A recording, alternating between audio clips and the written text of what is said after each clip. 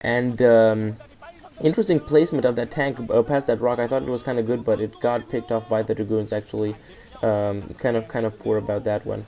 And yeah, coming in with the tanks. You can see him slowly advancing, putting down a bunker, putting down a turret. And this is the good thing about Python, that unlike maps like Katrina with big ramps, oh my god, and that Reaver killed like four vulture bikes.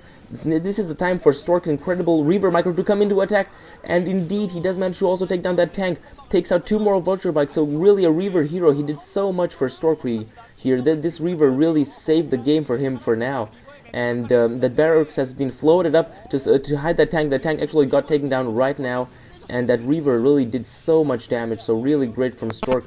But he seems to be falling back into this one, simply because all these Terran forces are right here at his door, and he does not seem to have enough to defend against this. He invested in an expansion at the 11 o'clock position, and so he's kind of far behind. He did manage, however, to do crucial damage to what HwaSin tried to build. Managed to take down those that bunker, as well as as well as a couple of missile turrets. But now there's mines being planted, and only so few Dragoons, so you can see how far away HwaSin is as far as his army is concerned from Stork. Actually trying to pick off that barracks with a Reaver, and Reaver micro is such a beast for Stork. Actually, now he's gonna try to defend, gonna try to drop his Reaver somewhere else. No, actually he will not. He's trying to maybe go around with the Reaver from the other side. I'm not really sure what he's doing, or he actually might go for the mineral line, since he knows it's unprotected and that the missile turret is only building right now. HwaSin with a static defense trying to actually get a kind of a seal there at the entrance. However, he must make sure that he also keeps something in his base. Otherwise, a Reaver drop could do so much damage to his SCVs. Now trying to maneuver these vulture bikes, and now it seems that an attack is coming in from from Stork, sorry, and Reaver being dropped, Reaver Scarab going off, Scarab trying to take out that missile turret, but now there's also tanks there, and oh, the poor Reaver has to be taken away really quick, and he has to hope that these Goliaths won't reach him in time. Actually, no, Goliaths don't reach it.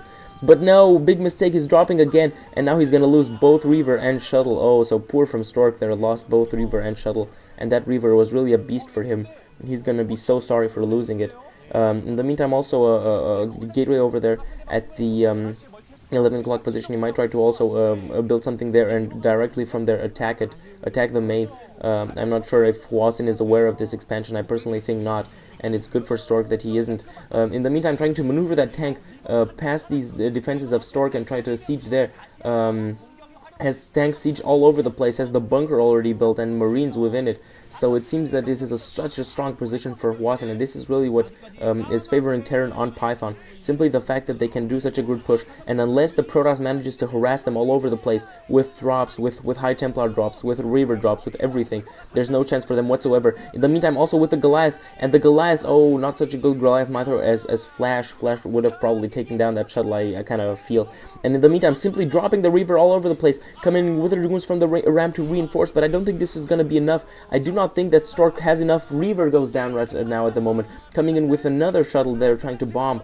Mines being laid all over the place at the entrance. HwaSin trying to make sure that no Dragoons will come to reinforce from the main, and really horrible situation here for Flash. Flash has seemingly given up that expansion, and is now has retreated all his forces up onto the main, simply because there's also mines having been laid at the bottom of the ramp. Any attempt of him to try and land there with something is gonna be doomed to fail, and he seems to be putting another expansion at the 7 o'clock position. We saw that shuttle, and indeed he's putting in an Nexus at the 7 o'clock position. He needs to stay further away in economy, and also a command center being placed by HwaSin, so he also does not want to fall back. All these Dragoons are actually kept there to somehow probably defend that kind of a very crucial expansion. If that gets found and taken out, it's probably going to be GG for Stork. now sieging at the bottom of the ramp and leaving those tanks alone, crucially, and the tanks will get sniped by the Dragoons. Dragoons managing to snipe those tanks, but now are pushed further behind, and the Reaver will play a crucial role. The Reaver has to be brought ahead. I don't know what he's doing with the Reaver there. He shouldn't leave the Reaver there. He should bring the Reaver in and try to defend his entrance with it, because right now HwaSin's forces have already entered his main and are starting to attack the gateways, and when the gateways go down and when the cybernetics core goes down, it's going to be so over for Stork. I really don't see any way he can really come back into this one right now. He should have harassed HwaSin a lot more, and he seems to maybe actually be going for that right now. He might try to attack, and he did bring all the forces that he had built at his expansion, at his hidden expansion. Unfortunately, right now he's giving away the position of that expansion, but on the other hand, he might try to catch HwaSin's forces off guard. Crucially, also a Reaver coming in there. And strong forces from Stork. He actually will probably manage to kill everything that HwaSin has here. Crucially, this Reavers are totally heroes for Stork, and no defenses whatsoever, because all the army, and you can see that the army that had been sieging Stork is now retreating. I think he left some troops behind, but the bulk of his army is retreating. And crucially, holding this ramp. This is great job, a totally great job here by HwaSin, trying to hold this ramp until the reinforcements come, to not let Stork get into his main.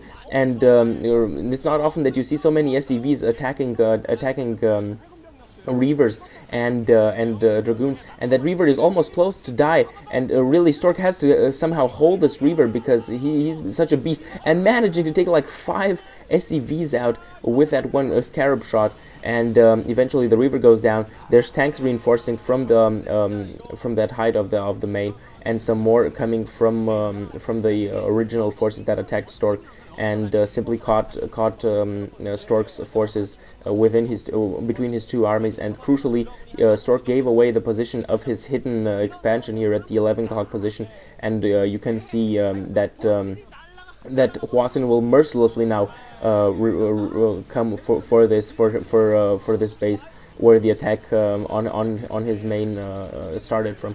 And I really don't see any chances for Stork in this one. If he would have been able to deal serious damage with this last attack, maybe he would have had a chance in this game. If he managed to enter the main and do severe damage to the economy, to whatever buildings HwaSin had here, well, that would have worked out. But otherwise, like this, Citadel of Aden being planted, so maybe trying to go for some late Templar here, but I don't think it will come to that, simply because HwaSin is so strong. Stork's main is almost entirely ravaged, and all the buildings that are here will also go down very soon. And GG, Stork GG's from this one, and a well-earned victory for the Red Sniper. He really played well, and as said, this is really what you have to do on Python as a Protoss in a PvT. You have to constantly challenge the Terran. You can't let him push you all the way to your main and bring down your expansion as what happened right here. And yeah, 500,000 points earned here by HwaSin, meaning that we come now to a total of 800,000 to 700,000 with 2 sets left to go. And eventually it's not going to be no matter who of them wins the wins the second set, it's going to be the winner of the 7th set that will, all in all, as far as points are concerned, take this match. Then again, I don't think that really winning the match matters. It's all about the fun, and definitely this was an enjoyable match, and I hope that you also enjoyed my commentary on it. Stay tuned, because I'm gonna come really quick with the commentary on the 6th set, and afterwards probably also the 7th set. This was Blade of Fire, guys. Thanks for watching. Bye bye.